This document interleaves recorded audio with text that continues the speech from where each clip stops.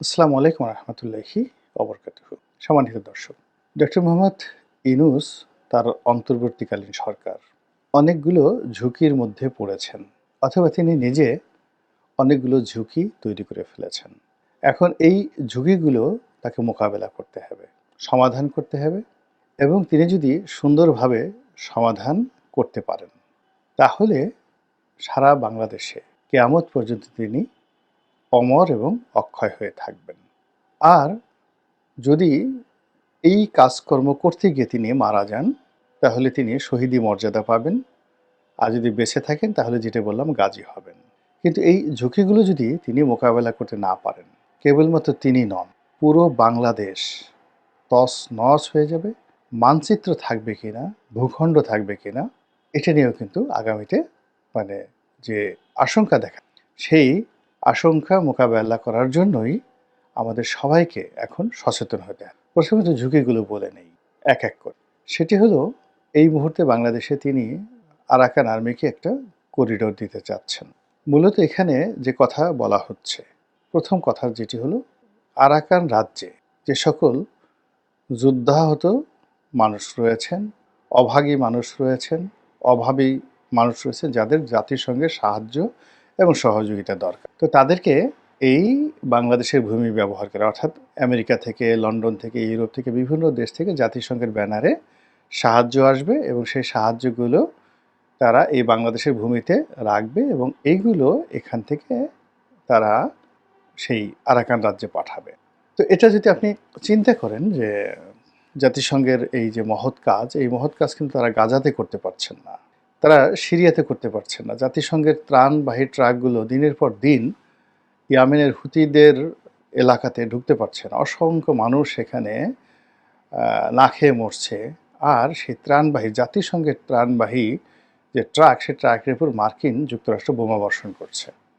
এটা রিয়ালিটি ইয়ামেনের ক্ষেত্রে। সিরিয়ার ক্ষেত্রে একই অবস্থা।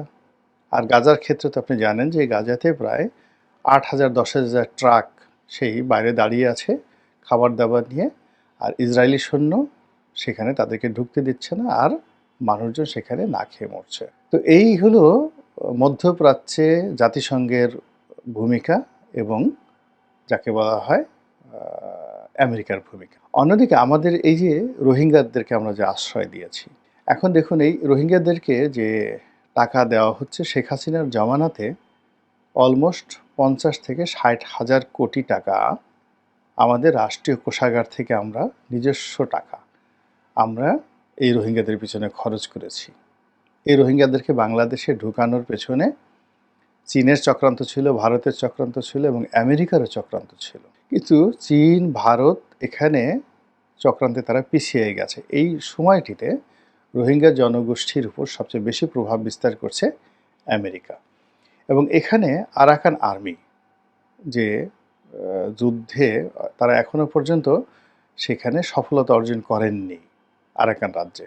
তো তারপরেও তারা যে সফলতা যতটুকু দেখিয়েছেন, যে যুদ্ধ তারা চলছে, সেখানে আমেরিকা যে মদদ দিচ্ছে তাদের, সেই মদদের জন্য সবাই জানে যে একটা চেইন দরকার। সেই চেইনটা, সাপ্লাই চেইনটা তারা ভারত দিয়ে করতে পারছেন না। সেই সাপ্লাই চেইনটা তারা মায়ানমার দিয়ে করতে পারছেন না। সেই সাপ্লাই চেইনটা তারা চীন দিয়ে করতে পারছেন না। তাদের এখন একমাত্র ভরসা হলো বাংলাদেশ। এবং এই বাংলাদেশের বে অফ বেঙ্গলের এই জায়গাতে একটা মার্কিন ঘাঁটি তৈরি করার জন্য আজকে দেখলাম পেপারে যে সেই মার্কিন ঘাঁটি তৈরি করার জন্য তারা 60-এর দশক থেকে চেষ্টা চালাচ্ছে। অর্থাৎ তারা যখন 1950 সালে বার্মা অ্যাক্ট করেছিল, তখন থেকে এখানে একটা আলাদা স্বতন্ত্র রাষ্ট্র করে বার্মাকে ভেঙে চীনের বুকের উপর আলাদা একটা তাদের মদত রাষ্ট্র করার জন্য তারা যে চেষ্টা করছিল, এবং সেখানে তখন তারা বঙ্গবন্ধু শেখ মুজিবুর রহমানের সাহায্য চেয়েছিল, এবং তিনি তখন সেটা দেননি। এবং আজকে একটা পেপারে দেখলাম সেই পুরনো সেই কাটিং, যে নিক্সন কেন শেখ মুজিবের উপর ক্রোধান্বিত ছিল।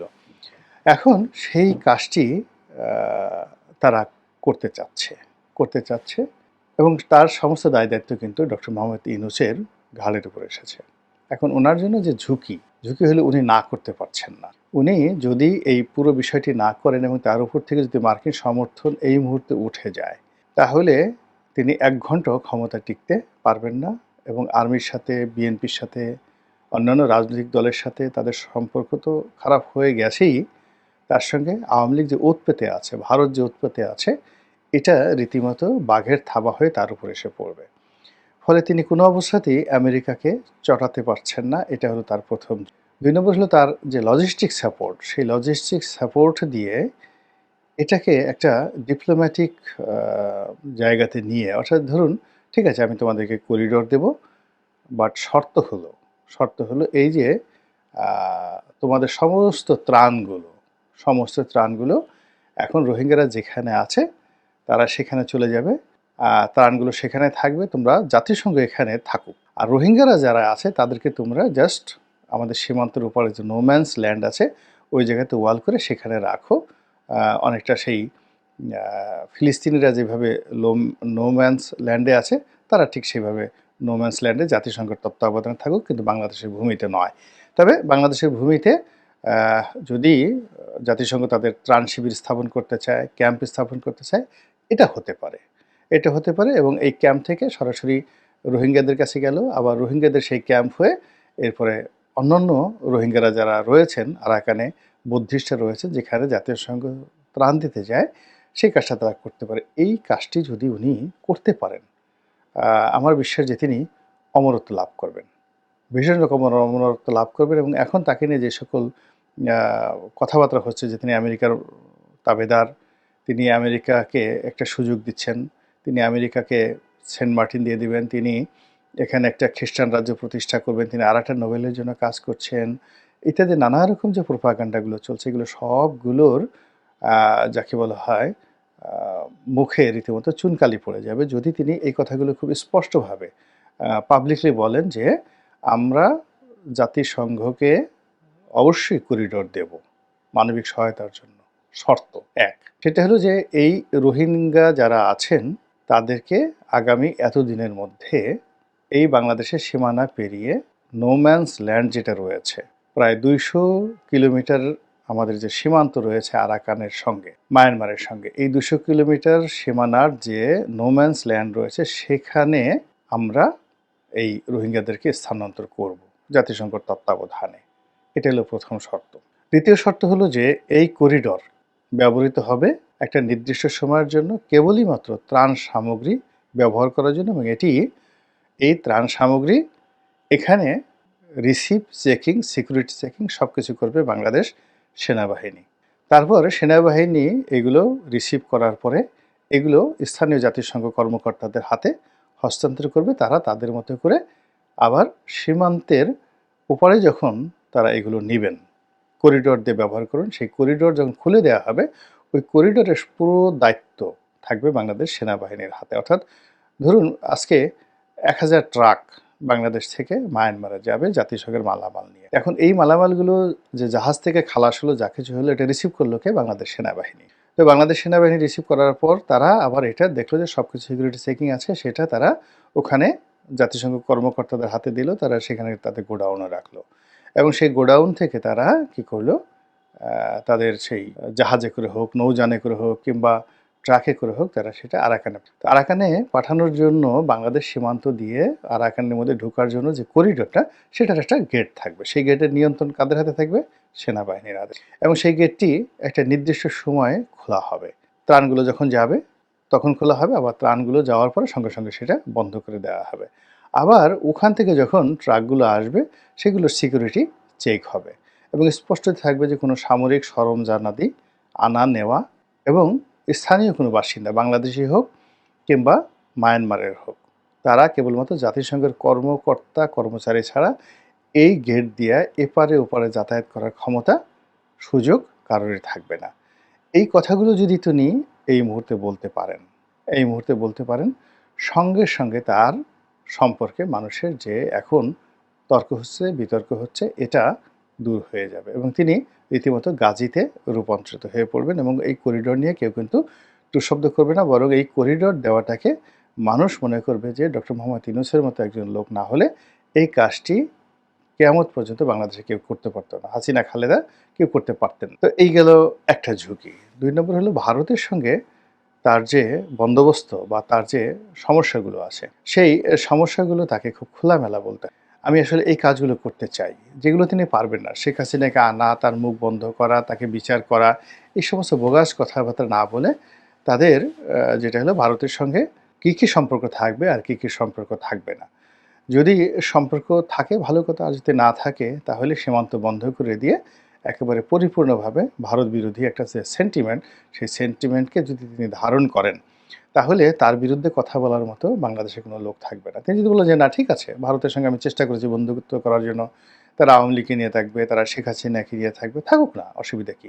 আমরা সেটা না। আমরা আমাদের সীমান্ত বন্ধ করে দিলাম। ভারত যেভাবে বন্ধ করেছে আমাদের বাংলাদেশি নাগরিকদের জন্য, আমরাও ভারতীয় নাগরিকদের জন্য সীমান্ত বন্ধ করে দিলাম। কোনো কিছু করার দরকার নেই।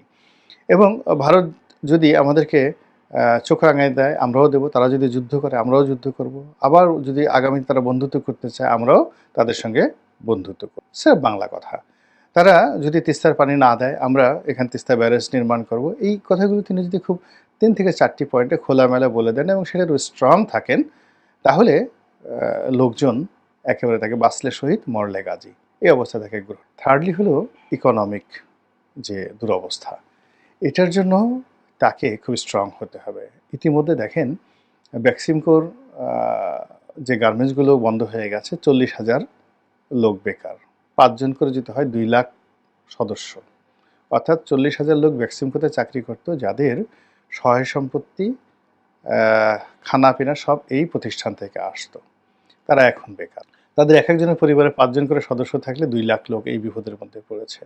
একই অবস্থা এসালমে। একই অবস্থা তৈরি হয়ে যাচ্ছে বসুন্ধরার ক্ষেত্রে। একই অবস্থা তৈরি হয়ে যাচ্ছে মেঘনা গ্রুপের ক্ষেত্রে। এই ৪ টে গ্রুপে যদি এট লিস্ট ধরেন একেবারে ২ লাখ লোকের কর্মসংস্থান হয়ে থাকে এই ৪ টি প্রতিষ্ঠানে। এরপরে তাদের নেক্সট টার্গেট যেটা হামিমের পিছনে ঘুরছে। এবং দেখেন 111 এর সময় কিন্তু মঈনুদ্দিন ফখরুদ্দিনের ১ নম্বর ভুল ছিল, তারা এই ব্যবসায়ীদেরকে তারা যাকে বলা হয় শেষ করে দিয়েছিল। এবং একই সমস্যা হয়েছিল কিন্তু আ পাল জমানায় ও সেনদের জমানায়, রাজা বল্লাল সেনের জমানায়। তো বল্লাল সেনের জমানাতে যেটা হয়েছিল কি? বল্লাল সেনের জমানাতে বাংলাদেশের যত ব্যবসা-বাণিজ্য সব কিন্তু ভারতীয় গুজরাটিরা করত, বড়, বড় ব্যবসায়ীরা। তো বল্লাল সেনের সঙ্গে যখন তাদের সেই মতদ্বৈধতা শুরু হলো, তখন বল্লাল সেন করলেন কি? তাদের সোশ্যাল যে স্ট্যাটাসটা, সেই সোশ্যাল স্ট্যাটাসটা তিনি কমিয়ে দিলেন। অর্থাৎ তারা সরাসরি যুদ্ধ করতে পারবে না।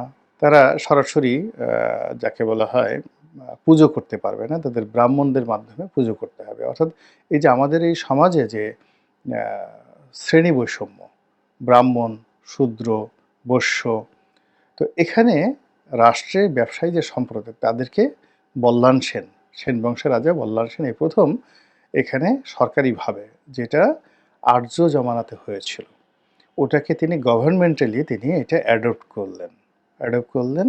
এর কারণ হলো তিনি যাদের কাছ থেকে, অর্থাৎ পাল জামানাতে যাদের কাছ থেকে ক্ষমতা পেয়েছিলেন, এখন এই বাংলাদেশের মতোই। সেক্ষেত্রে পাল জামানাতে ৪০০ বছর যাবৎ পালেরা যে রাজত্ব চালিয়েছে, তখন সকল ব্যবসায়ীরা ছিল সেই পাল বংশের মদত।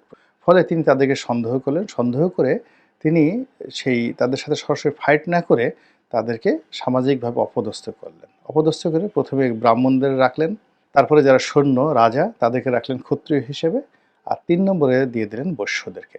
ফলে কি হলো? বল্লাল সেনের জমানাতে বাংলাদেশের সবচেয়ে বড়, বড় ব্যবসায়ীরা, মার্চেন্টরা, যারা ৪০০ বছর পাল সাম্রাজ্যকে টিকিয়ে রেখেছে এবং যারা এই বাংলাদেশের বড়, বড় বিশ্ববিদ্যালয়, এই পাহাড়পুর বিশ্ববিদ্যালয়, তক্ষশিলা, বিক্রমশিলা, তারপর সে নালন্দা, এই সকল কিছু মানে শিক্ষা সভ্যতার পাদপীঠ ছিল এই বাংলা, বিহার, উড়িষ্যা।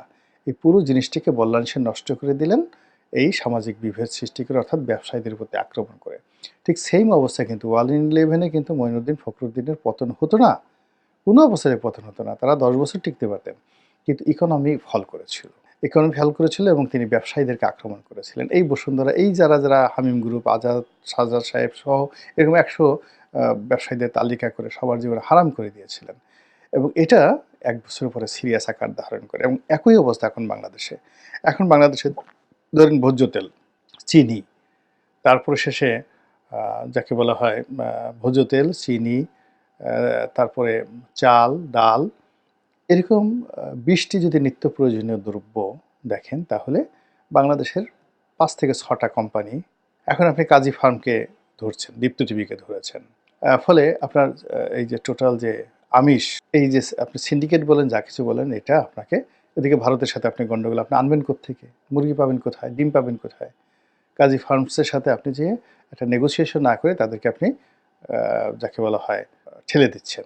২ নম্বর হলো যে পোশাক শিল্পে বড়, বড় বেক্সিমকো থেকে শুরু করে হামিম গ্রুপ থেকে শুরু করে আরও ১০টা গ্রুপকে আপনি টার্গেট করে ফেলেছেন ঢাকা এবং চট্টগ্রামে। চিট্টাগ্রামে ওয়েল গ্রুপ আছে। তাদের ব্যবসাও লালবাতি জ্বলার মতো অবস্থা শুরু হয়ে গেছে। এরপরে বসুন্ধরা গ্রুপ বলেন, মেঘনা গ্রুপ বলেন, যারা কনজিউমার সিটি গ্রুপ বলেন, সময় টিভির মালিক, সবগুলোর মধ্যে চাপে রাখা হয়েছে।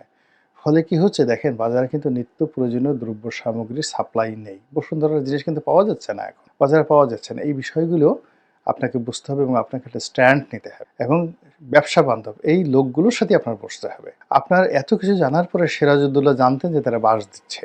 ইংরেজদের সাথে এইমাত্র জগৎ শেঠ বৈঠক করে আসলো। তারপরেও কিন্তু তিনি জগৎ শেঠকে রাজদরবারে স্থান দিতে বাধ্য হয়েছিলেন। বিকজ ট্রেড অ্যান্ড কমার্স যদি না থাকে, রেভিনিউ যদি না থাকে, তখন ১,০০,০০০ শূন্য। তখন নবাব সিরাজউদ্দৌলার ১,০০,০০০ শূন্য ছিল। এই ১,০০,০০০ শূন্যকে তিনি বেতন দেবেন কোথায়? তা আপনি এখানে বাংলাদেশে বেতন দেবেন কোত্থেকে? আপনি যে IMF এ টাকা পেলেন না, কেন পেলেন না? আপনার রাজস্ব আদায় হয়নি। টার্গেট পূর্ণ হয়নি। আপনি পারবেনও না এই কাজ। এজন্য আপনার আসলে ব্যবসায়ীদের প্রতি সহযোগিতা দরকার এবং এই সহযোগিতা করার জন্য আপনাকে বুক ফুলিয়ে বলতে হবে, সত্য কথা বলতে হবে যে না, এরা শেখ হাসিনার দাবিদার ছিল। আহ ভালো কথা, কিন্তু এই সময়টাতে আমার তাবেদারি তাদের করার দরকার নাই। তারা শুধু ব্যবসা-বাণিজ্য। তাদের শুধুমাত্র তাবেদারি করেছে, এই কারণে আমি তাদের ব্যবসা-বাণিজ্য বন্ধ করতে পারব না। এই কথাগুলো খুবই স্ট্রংলি বলতে হয়। থার্ডলি যেটা আছে সেটা হলো মব বন্ধ। মব বন্ধ করতে হবে। এই যে যা কিছু হচ্ছে, এই যে আইনমন্ত্রী আনিসুল হককে যেভাবে ঘুষানো হলো, লাথি দেওয়া হলো, এটা ভালো না। এই মন্দ জিনিসগুলো ভালো না। ২ দিন পর আপনার ক্ষেত্রে এটা হতে পারে। ফলে এই জিনিসগুলো বন্ধ করতে হবে এবং এইগুলো যদি আপনি করতে পারেন, তাহলে আপনি এই যে লোকজন বলেন না যে ৫ বছর থাকুক, ১০ বছর থাকুক, আপনি আজীবন থাকলেও কিন্তু লোকজন কথাবার্তা। আর যদি আপনি এগুলো করতে না পারেন, ডিসেম্বর পর্যন্ত ইলেকশন দেওয়া তো দূরের কথা। আপনি ডিসেম্বর পর্যন্ত যেতে পারেন কিনা, এটা নিয়ে তো আমার সন্দেহ রয়েছে। আল্লাহ আমাদের সবাইকে হেদায়েত দান করুন এবং হেফাজত করুন। আসসালামু আলাইকুম ওয়া রাহমাতুল্লাহি ওয়া বারাকাতুহু।